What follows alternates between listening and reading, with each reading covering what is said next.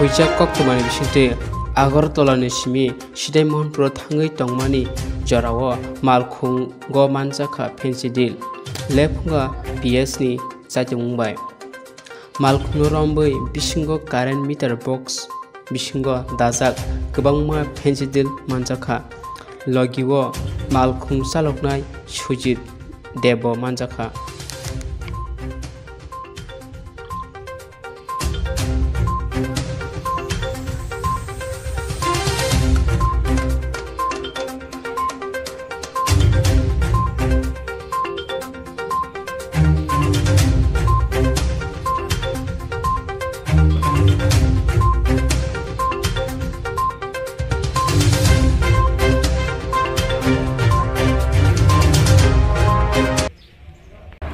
আমরা একটা গোপন সূত্রের খবরে আমরা পাইছি যে আগরতলা থেকে মোহনপুর গামী একটা গাড়ি, এটা নাম্বার হচ্ছে TR01AG এবং 1904 একটা মালবাহী গাড়ি আগরতলা থেকে মোহনপুরের দিকে যাইতে আসে খুব ভোরবেলায়। এরপরে আমরা এটার ভিতরে এতভাবে কোয়ান্টিটিতে রাখা আসলে আমরা একটু জানা নাই যদিও, কিন্তু পরবর্তীকালে দেখা গেছে যে এখানে আইনিয়া এটারে খুললিয়া দেখা গেছে যে এটার ভিতরে ফেন্সিডিল প্রচুর পরিমাণে আছে।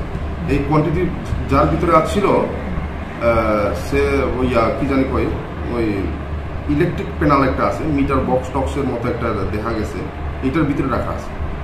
তো সে কইছে ইলেকট্রিক প্যানেল, এটা ইলেকট্রিক প্যানেল তো দেখলাম আমরা, ইলেকট্রিক প্যানেলটা দেখিয়া পরবর্তীকালে এটারে আমরা সাবল দিয়ে খুঁড়িয়ে দেখলাম ভিতরে প্রত্যেকটা বক্সের মধ্যে একটা বড় বড় বক্স, কিন্তু আপনারা নিশ্চয়ই আপনার কাছে আপনারা ফুটেজটা পাইছেন।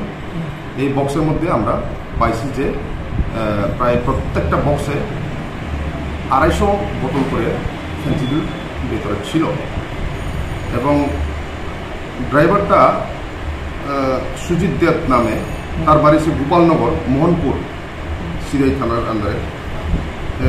সে আমরা কইছি এটা তো ইলেকট্রিক মিটার, এটা মিটার বক্স, কিন্তু ভিতরে দেখা গেছে এটা ফেন্সিডিল।